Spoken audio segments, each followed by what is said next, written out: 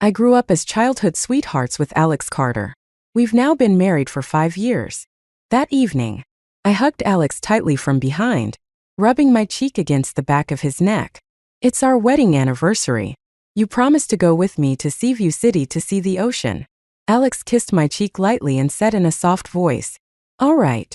Before boarding the plane, Alex seemed oddly distracted. He suddenly asked me, "Can we not go?" "What?" I was busy looking up travel guides and didn't hear him clearly.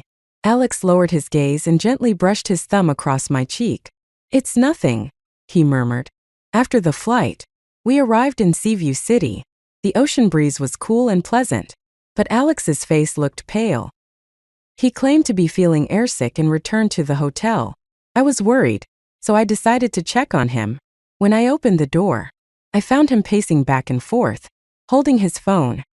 His usually calm and composed face was now tense, showing rare signs of anxiety and restlessness. Unfortunately, it seemed no one was answering his calls. "What's wrong?" I asked with concern. Alex startled, quickly putting down his phone and forcing a smile. "It's nothing," he said. "I just can't get through to the HR manager at work." Alex was a dedicated workaholic and hadn't taken a vacation in years. Once, I asked him why he worked so hard. He flicked my nose with a doting smile and said, "To take care of you, my little princess." I walked over, leaned my head lightly against his chest, and said, "Don't overwork yourself." He held me close and smiled. "All right," he said. I didn't notice the slight hoarseness in his voice. Later, I insisted Alex join me to try the city's famous barbecue. When the sizzling platter arrived, the aroma was mouthwatering. I started eating enthusiastically, but Alex kept glancing at his phone. Annoyed, I grabbed it and put it in his jacket pocket. He chuckled helplessly, a mix of amusement and resignation. In the restaurant, there was a TV playing the latest news. The somber anchor reported, "This morning at 9 a.m., actress Lila Taylor was found dead in her home. The cause of death was severe depression, leading to an overdose of sleeping pills. Foul play has been ruled out." Before her death, Taylor left a note saying, "If only I could be your wife in the next life." The anchor continued, "Lila Taylor was known for dedicating her life to her career. She never married or had children. To hear of her passing due to love-related despair is both tragic and poignant." That moment, Alex's chopsticks slipped from his hand, falling heavily onto the wooden floor. I turned to look at him and saw that his face had gone deathly pale. His dark eyes trembled violently, and his lips, bloodless and trembling, failed to produce a sound. I had never seen Alex, who was always so calm and collected, in such a state. After a long while, Alex finally regained his composure. He pressed his lips together and said in an even voice, "It's nothing. Just a bit of dizziness." For the rest of the trip, Alex seemed normal. He even went with me on a boat ride and walked through the lavender fields. I was so immersed in happiness that I didn't notice the repressed despair hidden in his eyes. Late at night, while I was sleeping, I heard an unusual sound of running water. Startled, I got up and pushed open the bathroom door, only to be struck dumb by what I saw. Alex was lying face up in the bathtub, the water stained red with blood, crying. I rushed to pull him out. Alex was barely breathing. In a faint, almost inaudible voice, he said words that thundered in my ears. "Lila, I love you." Those words echoed endlessly in my mind, even as the paramedics arrived and hurriedly lifted Alex onto a stretcher. I stood frozen, unable to process what was happening, as his words reverberated relentlessly in my head. I sat outside the emergency room all night like a lifeless shell, waiting in agony. When the light above the operating room finally turned off, the doctor emerged, removed his mask, and said to me with regret, "I'm sorry. We did everything we could." My legs gave out. I stumbled back a few steps and collapsed onto the floor. The grief in my heart was overwhelming, but what consumed me even more was a sense of utter disbelief and emptiness. Before I followed the ambulance to the hospital, I had seen a letter fluttering to the ground near Alex Carter, carried by the wind. On the translucent paper, his handwriting, bold and forceful, spelled out 5 simple words that shattered my heart. "I'm coming to find you." Those words broke something deep inside me. and tears of disbelief poured uncontrollably from my eyes. Back in high school, Lila Taylor was Alex Carter's first love. Yet, in all these years together, she had never once appeared in our lives. While waiting for the surgery to finish, I pulled out Alex's phone, which had always been tucked away in my coat pocket. I had never once checked it before. My hands trembled so violently that I could barely hold the device steady. When I finally unlocked it, I discovered that the calls he claimed to be making to his company's HR manager were actually to an unfamiliar out-of-town number saved under the name Little Darling. Seeing that nickname made my heart sink. Just 10 minutes before our flight, Little Darling had sent Alex a final message. "I'm so tired. I still can't handle you being with someone else. I wish you and your wife a lifetime of happiness. Let's meet again in the next life." The very next moment, Alex had frantically replied, "What's wrong? Don't scare me. Lila, I surrender. Okay, I'll divorce her." But Lila had never responded. Alex's words, "I'll divorce her," tore through me, leaving a searing pain that coursed through my entire body. I thought back to his restless behavior on the plane. He wore headphones, supposedly listening to music. Yet his brow remained tightly furrowed, his whole demeanor uneasy. His call logs were filled with unanswered calls, pages of read missed call notifications. The normally composed and distant Alex had called over and over. Desperate and unrelenting, Alex had always been so rational and steady, never once losing control in front of me. But now, he was gone. Gone to be with his little darling. Leaving me behind. I returned home from Seaview City, unable to recover for days. After graduation, I had no contact with Lila Taylor and had no idea Alex harbored such deep feelings for her. It was as if the years I spent with Alex had been a lie. I realized I had never truly known him at all. The fallout didn't end there. News of Alex's suicide quickly spread. The timing was too coincidental, and some people dug into their past, discovering that both Alex Carter and Lila Taylor had been classmates in the same year and homeroom at Northwood High School. Rumors about their teenage romance began surfacing, and soon their story went viral on video sharing platforms. In the videos, there were glimpses of their younger selves in school uniforms, laughing, teasing, full of youthful charm. Yet, for reasons unknown to the world, they had gone their separate ways, never confessing their unspoken love. Over the years, they shone brightly in their respective fields, yet they were never again able to embrace one another. The video showed Alex, dressed in a sharp suit, attending corporate events, his eyes never leaving Lila, who was invited on stage in a stunning red gown. His gaze was filled with longing and unspoken pain. Alex's private social media account revealed even more. Every year at midnight on Lila's birthday, he posted, "Happy birthday, Lila," with pictures of her favorite bunny-themed items. His words were tender, cautious, and filled with devotion. Even the cheap wristwatch Alex carried with him at all times, never letting anyone else touch it, was a gift from Lila years ago. The world was captivated by their tragic love story. A radiant actress and a reserved, dignified executive, both bound by love yet unable to be together. People called them a modern-day Romeo and Juliet, bound by regret and tragedy. In the end, their story concluded in shared sacrifice. Meanwhile, the legal wife left behind, was reduced to nothing more than a female version of a bitter and powerless Marquis Ma. I laughed and cried like a madwoman. Alex Carter and I had been childhood sweethearts for 20 years. Even when his family fell from grace, I found every excuse to help him, always careful not to hurt his pride. After graduating from college, I stood by his side as we built a life from nothing. We lived in tiny rented apartments, surviving on instant noodles. During freezing winters, we clung to each other under icy blankets for warmth. He used to kiss me and talk about all the dreams he wanted us to achieve together. But none of that, none of my time or youth spent with him, could compare to the fleeting high school romance he shared with Lila Taylor. Did I mean nothing to him? As if the betrayal wasn't enough, my private information was leaked. On my way to collect Alex's ashes, I was ambushed by a group of deranged fans. The leader, her face twisted with rage, threw acid at me and screamed, "You homewrecker who ruined Lila and Alex's love. Go die." The excruciating pain was unbearable. I stumbled back, dazed, and when I looked up, I found myself surrounded by my high school classmates. My homeroom teacher's stern voice boomed. Jillian, not only are you sleeping in my class, but now you're talking in your sleep. Just because your family has money doesn't mean you can do whatever you please. The haze in my head cleared, and my vision slowly focused. I saw my furious high school teacher glaring at me, and beside me, sitting upright in his school uniform, was Alex Carter. He stared straight ahead at the blackboard, his posture impeccable.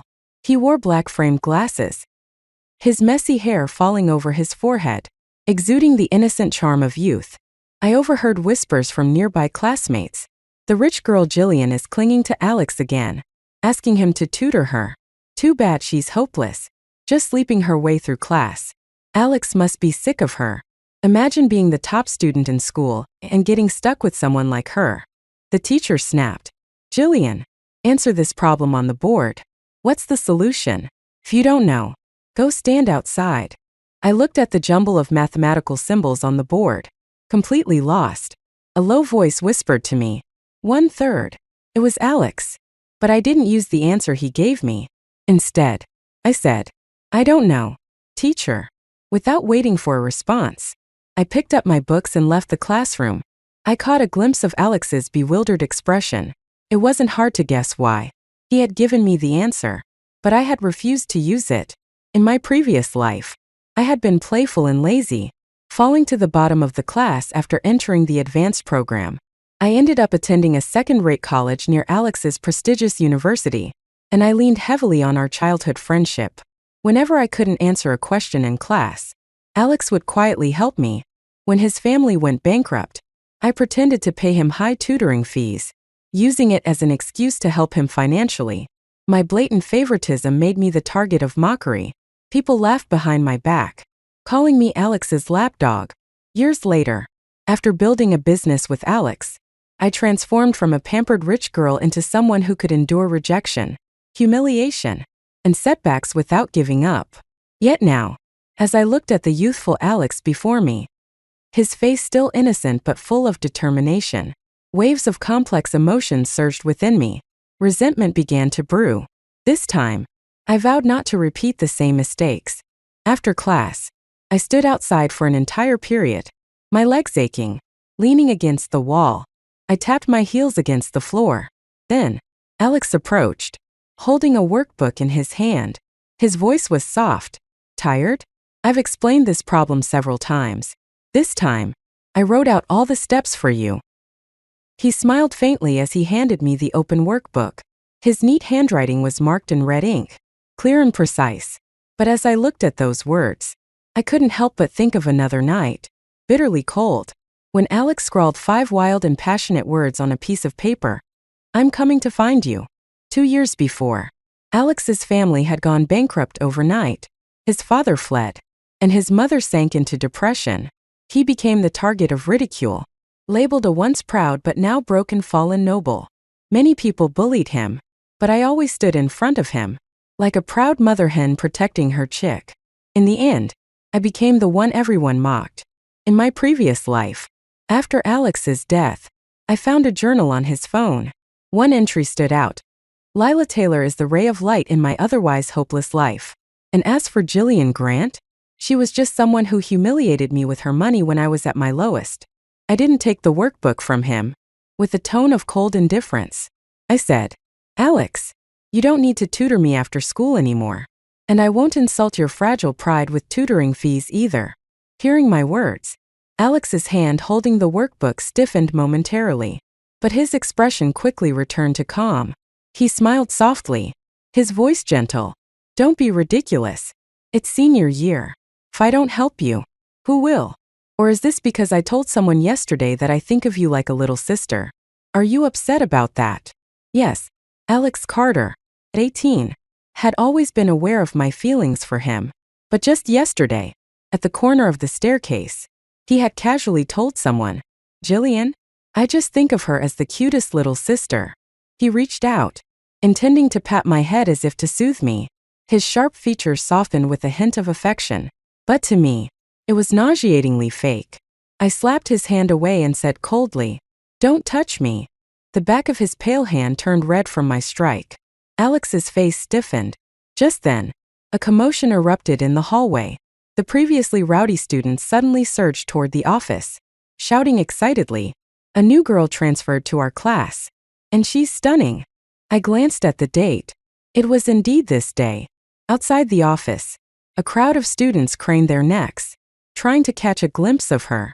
All eyes were fixed on Lila Taylor, who stood inside the office. Exclamations of amazement filled the air. Her beauty was undeniable. She had a slender figure, an oval face, large clear eyes, and soft, slightly wavy hair cascading over her shoulders. Everything about her inspired a strong desire to protect her. In my previous life, it was this delicate and enchanting appearance that helped her break into the entertainment industry, where she became a sought-after star. It was also during this summer that she captured Alex Carter's heart. "Lila and Jillian look kind of alike. Who do you think is prettier?" someone whispered. "Of course it's Lila," another replied. "She won a modeling competition and took first place. She's got the looks and the brains. Jillian's just a pretty face with no substance." As their chatter grew louder, Lila's self-assured smile became more pronounced. But then, a quiet voice from beside me broke the noise. "I think Jillian is prettier." Startled, I turned to see Alex, his calm tone carrying conviction. His words drew astonished stares from everyone, including Lila, who had clearly heard him. Lila's expression shifted from pride to bitterness. She cast me a resentful glance. Her eyes filled with scrutiny and disdain. But when her gaze landed on Alex, standing tall and composed among the crowd, her eyes lit up with keen interest. Biting her lower lip, she said coyly, "It seems this classmate doesn't like me very much." Alex, hands in his pockets, replied nonchalantly, "I just think my childhood friend is the best." I looked into his eyes, and for a moment, I thought I saw my reflection in them, but it was just an illusion. With a sweet smile, I turned to Lila and said, "He's lying. You're exactly his type. He likes you so much he could die for you. Throw everything away just to be with you." Leaving Alex behind, I turned and walked off, ignoring the stunned faces of everyone present. In the days that followed, I refused Alex's repeated attempts to tutor me. Meanwhile, Lila made her intentions clear on her very first day, boldly confessing to Alex in front of everyone, "Alex, I like you." It was love at first sight. She then sent me a message identical to the one she'd sent in my previous life. "I know I just got here, but I won't hold back." This time, I simply replied, "Do as you please." In my previous life, 18-year-old Jillian Grant had been arrogant. Back then, I declared, "Alex is mine. You'll never take him away." I had said it with so much confidence, only to cry my heart out in the stairwell when Lila finally won him over.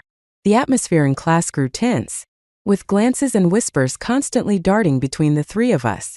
But I paid no attention. Instead of sleeping through class, I focused intently, even taking extra tutoring sessions on weekends to catch up on what I'd missed. As my attitude changed, the speculation about my motives, claims that I was playing hard to get, gradually faded. After class, I would pack my bag and head straight to the library, deliberately avoiding Alex whenever I saw him. But Alex couldn't hold back for long. One day, he grabbed my arm, blocking my path. His expression was hurt. "What did I do wrong? Why are you avoiding me?"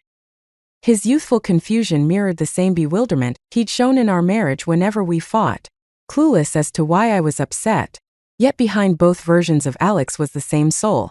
Someone who didn't truly love me but pretended to. I slowly withdrew my hand from Alex Carter's grip. My silence seemed to take on a different meaning in his eyes. He sighed and spoke. "Is it something the transfer student said? Did it upset you? You're not a child anymore. Don't push me away because of someone else's words." "Okay." Before Alex could finish, Lila Taylor came running over from afar, a light sheen of sweat on her nose. Her eyes sparkled as she looked at Alex. "Alex, you came to the library? Why didn't you tell me? Did you try the cookies I made? They're your favorite. Cranberry flavor. Were they good?" She rattled on with a bubbly, unrestrained affection.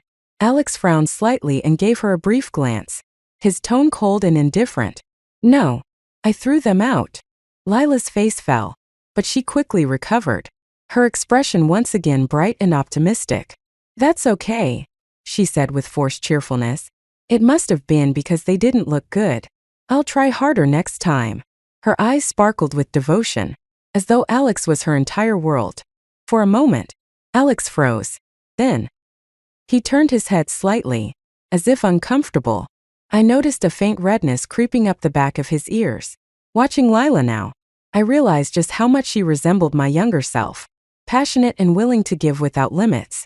Lowering my gaze, I said, "You two carry on. I'm leaving." Alex instinctively started to follow me, but Lila grabbed his arm, pouting.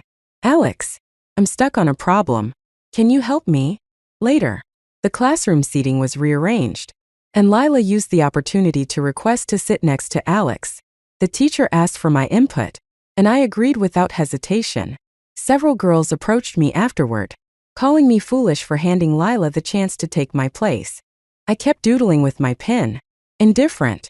To me, it didn't matter. If someone could be taken away so easily, they were never truly mine to begin with.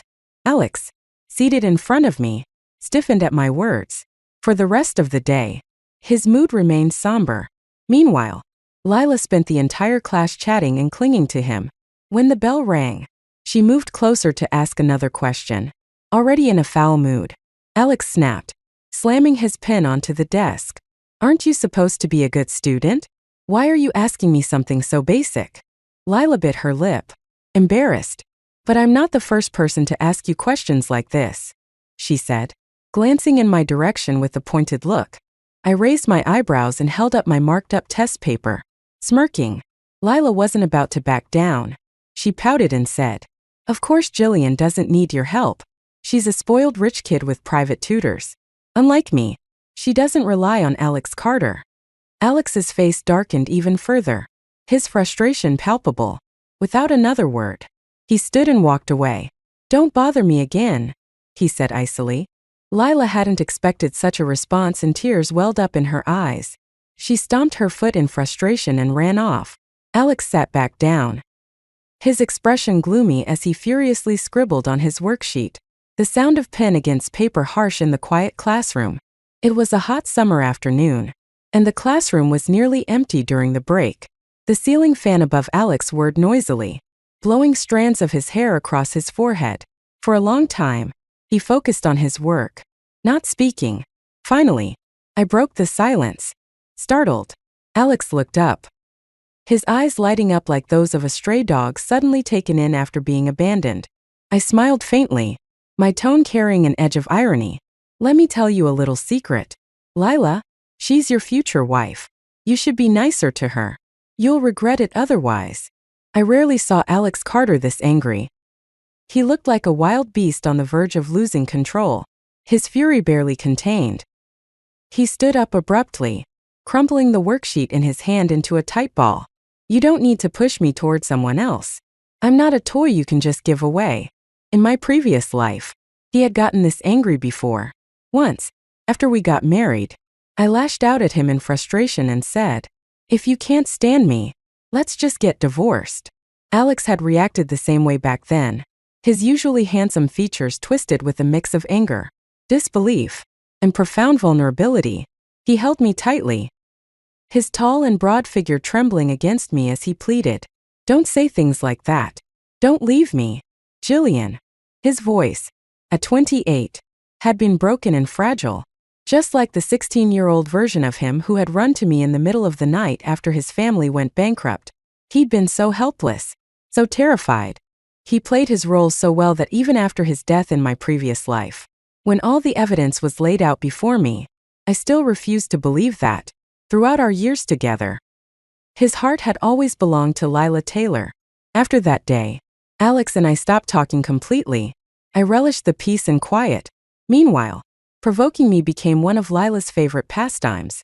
She started sending me countless photos of her and Alex together, his long, fair hand covering her petite wrist as they sat side by side, their closeness unmistakable.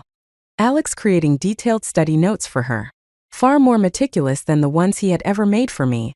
Alex taking her to watch the sunrise, his exhausted face resting on her shoulder. the sunlight highlighting his profile in a way that made him look almost otherworldly. It was as if she were copying, frame by frame, everything Alex and I had once done together in my previous life. Lila had sent me these photos before, and back then, I was furious. I had stormed over to her and slapped her twice across the face, an act that only made Alex think I was irrational and petty, deliberately targeting Lila without reason.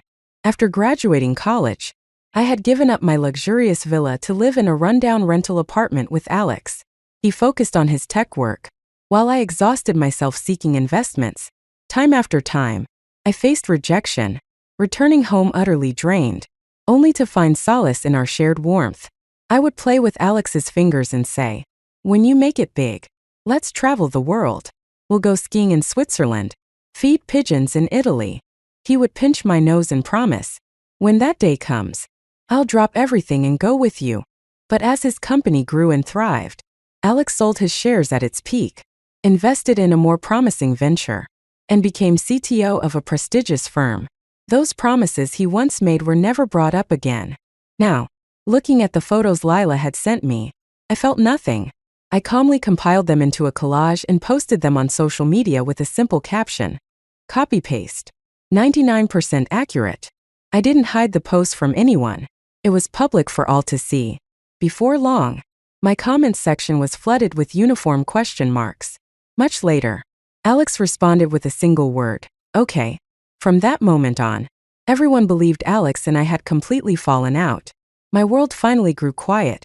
Even our homeroom teacher noticed the change. She pulled me into her office, showering me with praise. "You've made so much progress. You're finally not focused entirely on Alex anymore. I'm sure you'll get great scores on the college entrance exams." Her enthusiasm was so over the top that I could practically feel her spitting in my face. Meanwhile, Alex began opening up to Lila, piece by piece. During an unoccupied gym class, the students were playing games when Lila accidentally got knocked to the ground. Letting out a startled cry, Alex immediately rushed over. His eyes filled with worry as he pulled her up roughly. "Are you an idiot? How can you be so careless?" he scolded, his tone harsh but laced with concern. She fell asleep at her desk, resting her head on her arms. Alex Carter turned slightly, adjusting his open textbook to shield her from the sunlight streaming in through the blinds.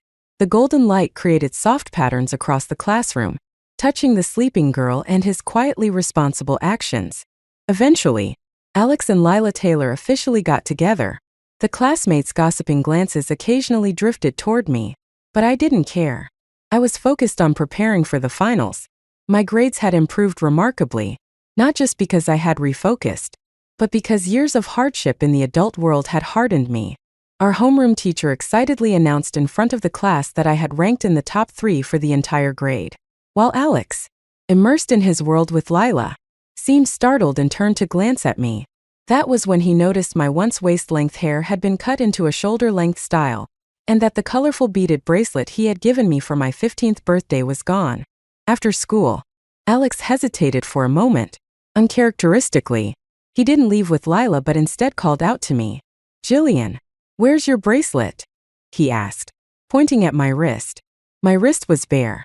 That bracelet, which Alex had given me and which I had worn for 13 years, was something I had discarded on the first day of my rebirth, tossing it into the trash without hesitation.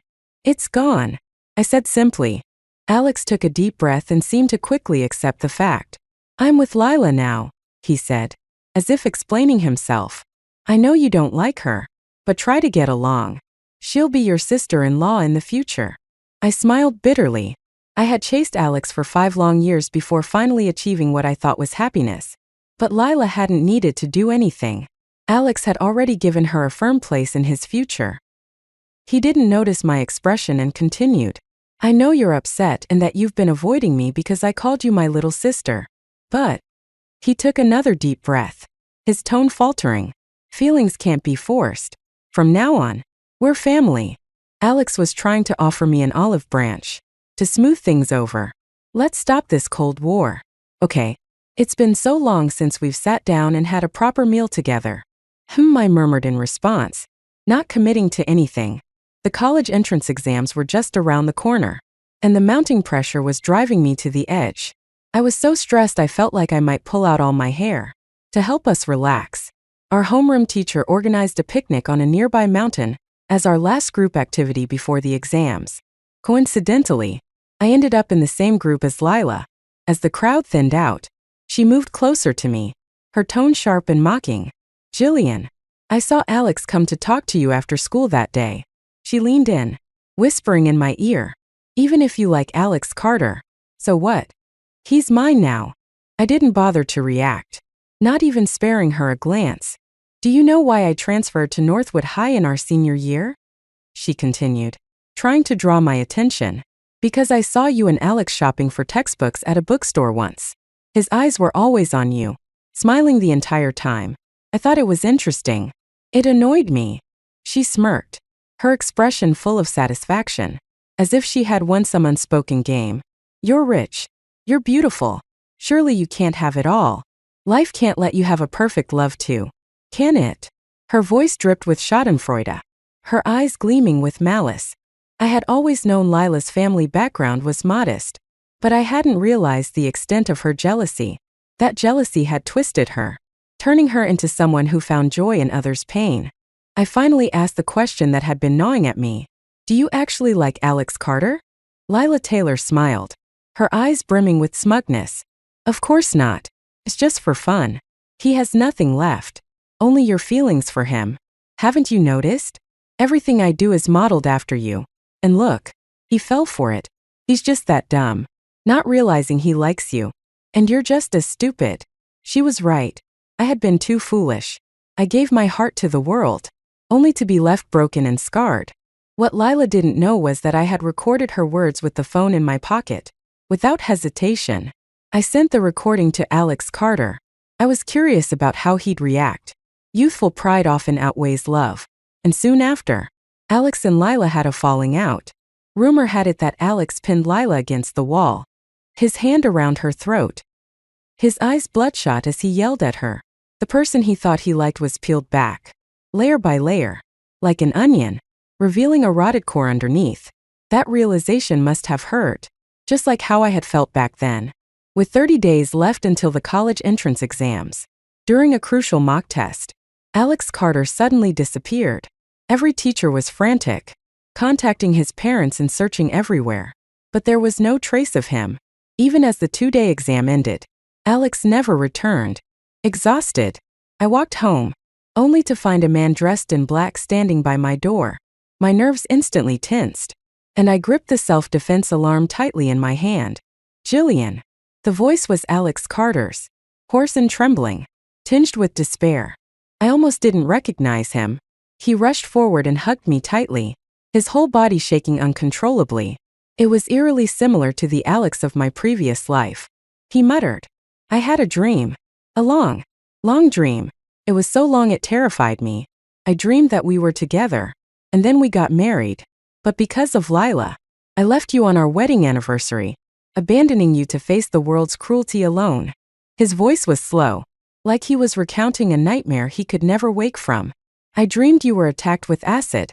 Your face melted away as you screamed in agony. My ashes lay shattered next to you, and everyone around just laughed at your misery. No one helped you. You were always so delicate, so afraid of pain. How much must it have hurt when the acid hit you?" His voice cracked as if he was on the verge of collapse. "I dreamed you were taken to the hospital, unable to accept your disfigurement. And one spring day, as your wounds itched, you jumped to your death." Tears streamed uncontrollably down his face, his red-rimmed eyes fixed on me, desperate, pleading. "That's not true, right? Tell me it's not true." I laughed coldly, swallowing the surge of bitterness and resentment that threatened to spill out. My silence was answer enough. Alex staggered back, disbelief etched across his face. Then, to my shock, he dropped to his knees before me. His proud figure bent as though it had been broken by an invisible force. Burying his face in his hands, he began to sob, tears trickling through his fingers as his shoulders shook. I'm sorry. I'm so sorry," he choked out. His words became disjointed, rambling like someone who had lost their sanity. "After I died, I became a spirit and saw Lila. She wasn't dead at all. She faked her death to escape from someone she offended. She was jealous of our marriage, so she sent me those texts, pretending she was going to kill herself. Alex's voice cracked, descending further into incoherence. He seemed entirely consumed by guilt and despair, his emotions unraveling in a chaotic mess. How could I have been so foolish? We were married for 5 years. So happy. We were even planning to have a child next year. Alex's face twisted, broken by pain. It's all my fault. I destroyed everything. He could no longer distinguish between past and present, sinking into a maddening spiral of despair. I felt nothing. Watching Alex in such a pitiful state was almost laughable. I left him there, consumed by his regret, and walked away without looking back. Alex and Lila broke up for good. Soon, the college entrance exams arrived. 3 years of hard work would be decided by a few sheets of paper. My pen moved relentlessly, marking a perfect conclusion to those years. Alex, on the other hand, performed poorly. His results barely qualified him for a second-tier university, turning him into a cautionary tale for teachers to warn future students. Lila's choice, as in my previous life, shocked everyone. She turned down college altogether and chose to pursue a solo career in the entertainment industry. And me, the one everyone least expected, became the school's dark horse, scoring high enough to qualify for a university.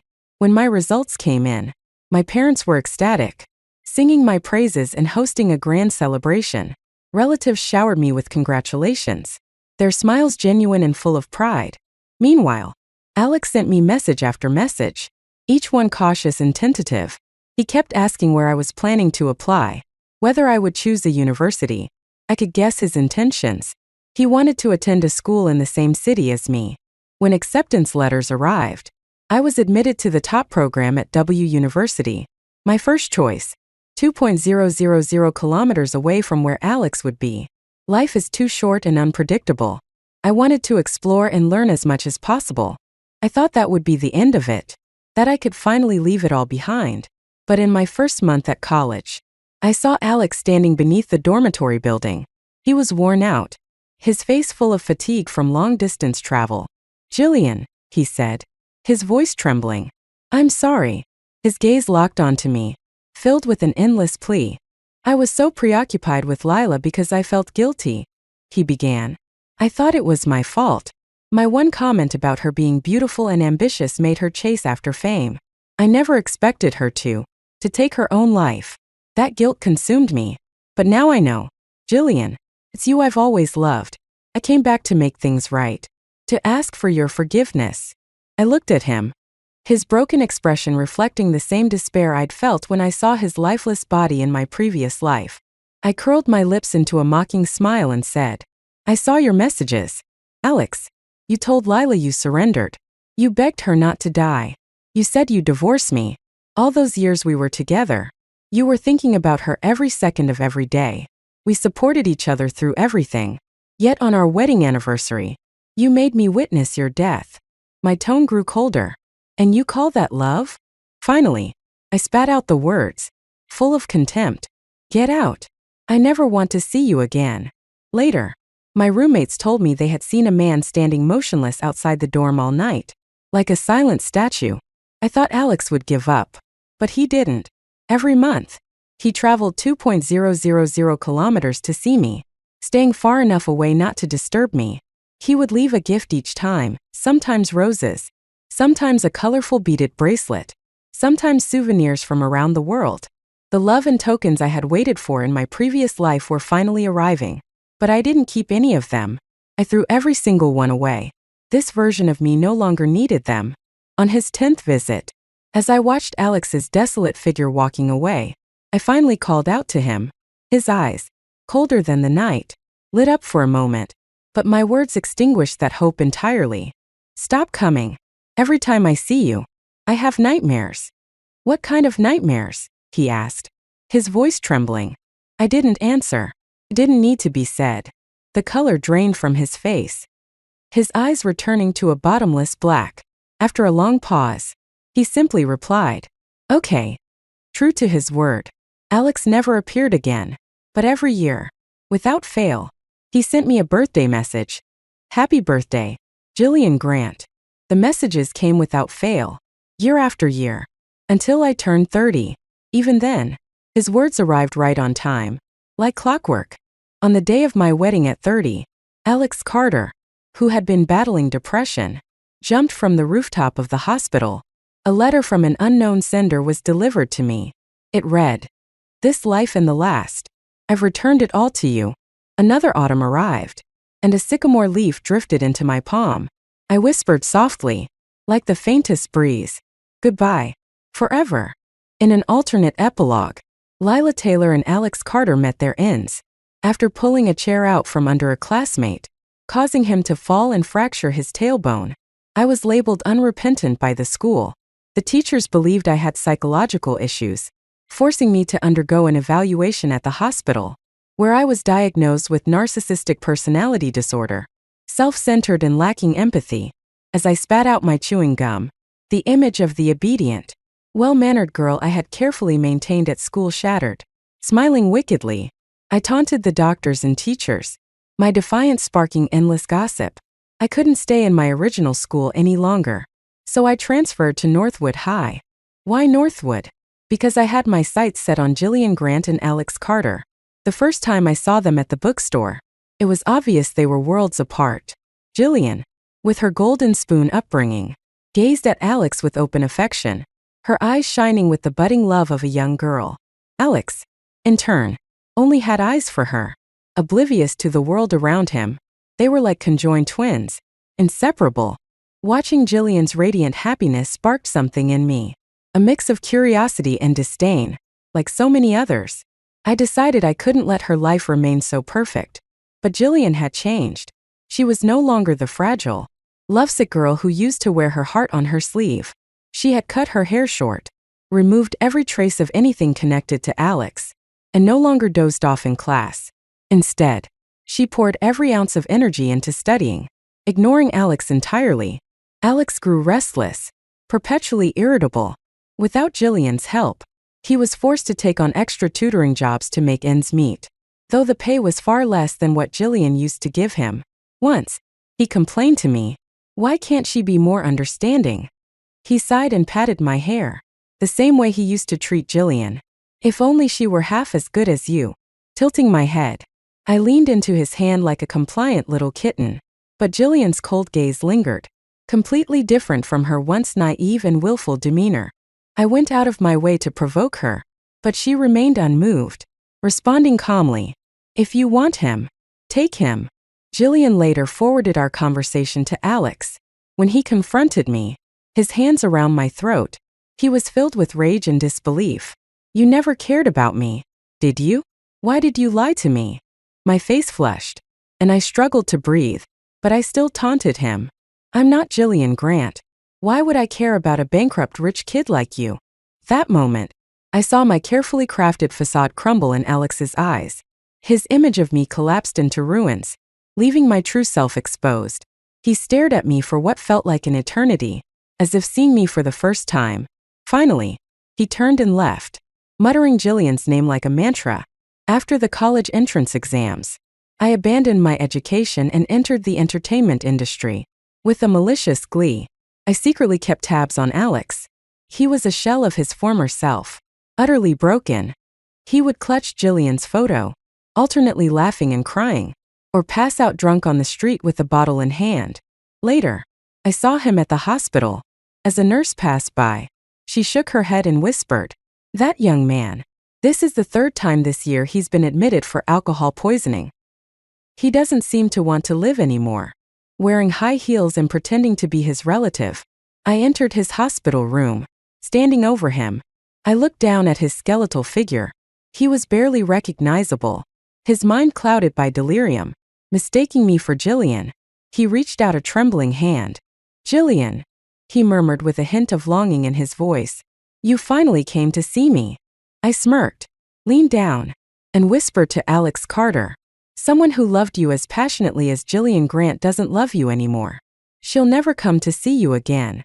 His eyes widened in shock, and the light in them instantly extinguished, replaced by a dull, clouded emptiness.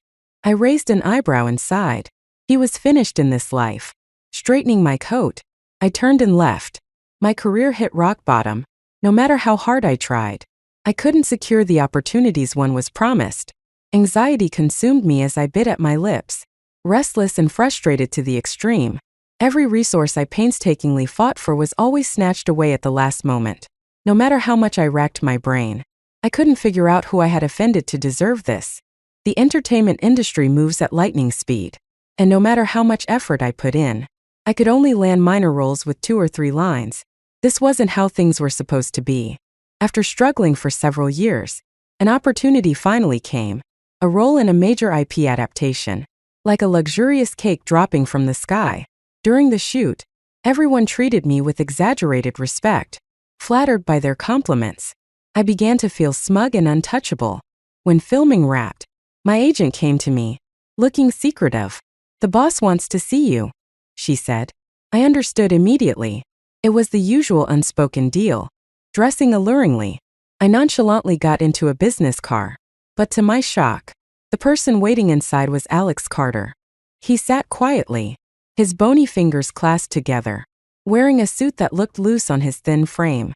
His dark, bottomless eyes stared at me, and he curled his lips into a cold smile.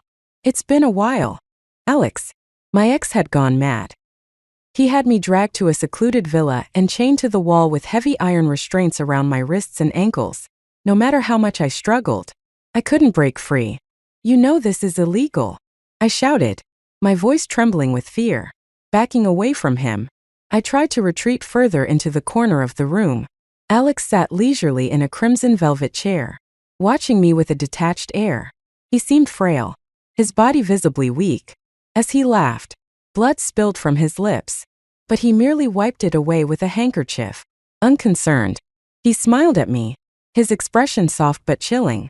"Lila, if not for you, I would have died long ago. It was thoughts of you that kept me going. That made me fight to survive just to see you again."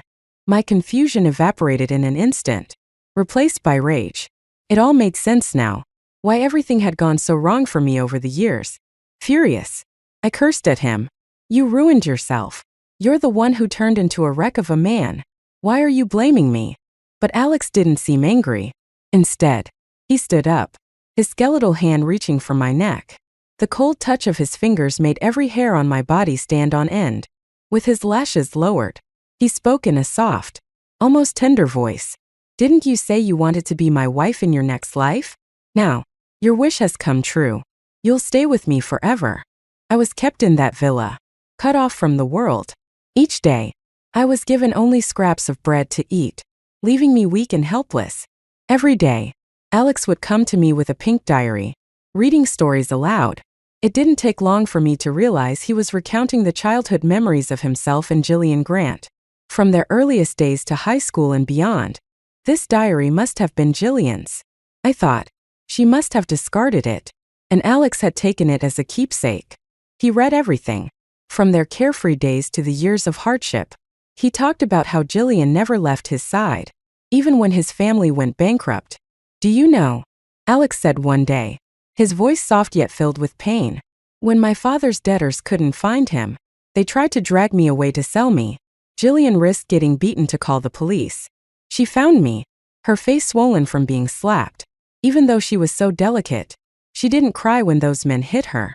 But she trembled as she touched my bruises, crying because she was afraid I was in pain." Alex's voice grew gentler as he continued. "Jillian had never done housework in her life, but after being with me, she did everything, even the dirtiest chores. Her delicate hands became rough and calloused so quickly. She carried her bag every day, going door to door to beg for partnerships to help me. Once, she was so exhausted she fell asleep in a chair at the company, with nothing but a coat draped over her shoulders. I nudged Alex Carter awake, worried he might catch a cold. His eyes barely opened, but the first thing he said was, "Don't worry. Mr. Wong agreed to the partnership. Did you eat lunch properly?" His voice grew hoarser as he spoke, and eventually, he couldn't go on. I thought he was losing his mind again. I raised my eyes lazily and asked, "If you love her so much, why were you with me?" He tilted his head back, staring at the ceiling, his voice hollow. "I don't know. Maybe it was because of my insecurity. Maybe I couldn't handle the way Jillian looked at me, with so much kindness and pity. Even after I regained everything, I couldn't shake that feeling of inferiority. He paused, his tone softening. I used to call her my little sister, then accuse her of being condescending. I never realized I liked her. I kept thinking about you instead. I was stupid. I failed her. I'm a bastard. Alex bent over, clutching his head, lost in his own torment. I couldn't stand this melodrama. You're right. You are a bastard. So why don't you just go die? Alex looked up at me, his eyes bloodshot and wild. Oh, I'll die, he said with an unsettling calmness. But you're coming with me. Alex used his power to turn my worst rival into a star. He forced me to watch as someone I despised went from obscurity to fame, her face lighting up the big screen. My teeth clenched in fury as I watched her rise. Leaning close, Alex whispered in my ear, "In your last life, you were just as dazzling." I didn't understand, but he added, "Too bad you'll never get what you want in this life." Each month, Alex disappeared for a day.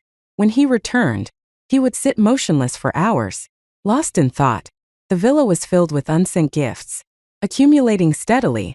I had lost track of how long I'd been confined there. Day and night blurred together, my existence reduced to that of an insect clinging to a leaf, gasping for air. Alex started drinking again. He stared at his phone, laughing and crying in turns. From the fragments of his words, I learned that Jillian Grant was getting married. They said her fiancé was a wonderful man, gentle, considerate, from a prominent family. Their wedding was to be held in a 6-star hotel, followed by a world tour for their honeymoon. Alex laughed bitterly. See? She left me and is doing so much better without me. Eventually, Alex ended up in the hospital. On Jillian's wedding day, he jumped to his death. With Alex gone, his people scrambled in chaos, and I was released before I could even process it. The sunlight burned my skin as I stepped outside. My muscles, weakened by disuse, struggled to support me. I could barely walk. Suddenly, I realized I had nothing left, but I still had my looks. Or so I thought. Walking down the street, I noticed people staring at me strangely. A young boy tugged at his mother's hand and pointed at me, saying, "Mommy, that lady is so ugly." Ugly? Me? I stumbled toward a glass building. The reflection staring back at me was horrifying. My hair was a tangled mess, my skin waxy and sallow. I was gaunt, my body reduced to skin and bones from long-term malnutrition and lack of care. Dark spots marred my complexion, and fine lines etched deep into the corners of my eyes. For a moment, I couldn't believe it. I was no longer the vibrant, ambitious young woman I had once been. I had spent so long yearning to escape, praying for Alex's death. But now he was gone, and so was everything else. Alex's words echoed in my mind, his voice low and sinister like a devil's whisper. "You've been missing for so long. To society, you're already dead. No one remembers you." I looked up and saw an advertisement of my rival playing on a mall's giant screen. Her bold red lips, radiant confidence, and poised demeanor were the picture of success, the person I had been in my past life. Memories of my former glory flooded back. In my previous life, I had been a true winner, basking in applause under the spotlight. Now, I was nothing. I should have been someone admired by all, living a life of comfort and ease even if I offended powerful people. My later years should have been filled with glory and endless luxury. But now, with all hope extinguished, I summoned the last of my strength and stepped into the rushing traffic. On Sycamore Avenue, an accident occurred. At 11:50 a.m., a woman in white stepped into traffic and collided with a black sedan, dying instantly. The details of the incident are pending further investigation by authorities.